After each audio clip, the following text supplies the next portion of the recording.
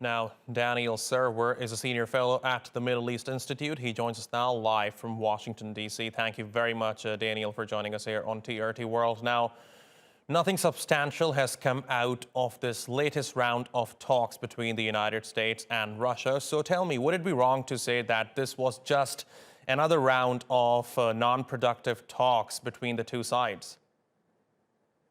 It's just the beginning. I don't think you should have expected any production at these talks. And it's going to take a long time to reach some sort of mutual accommodation, probably on force strength and that kind of thing in Europe. The Americans and NATO have agreed to that kind of thing in the past. They likely will in the future. What they won't agree to is closing the door to Ukraine entering NATO. Okay, now, Daniel, when you say this is just the beginning, what is the end game here?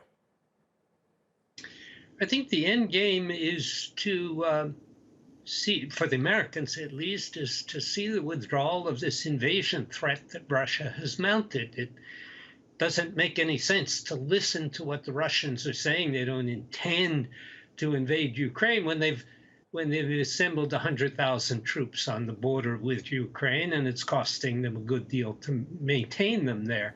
This is a serious military threat, and it needs to be regarded that way. Okay. Now, before I let you go, just one final question here, Daniel. Now, certainly there are many differences between the United States and Russia. Ukraine is one of them. What do you think it would take for these two countries to reconcile at least some of them? Because lately, all their efforts in reconciling differences have largely failed.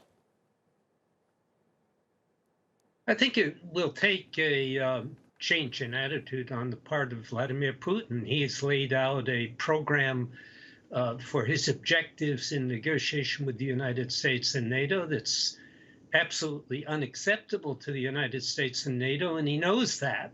The question is, what would make him change direction?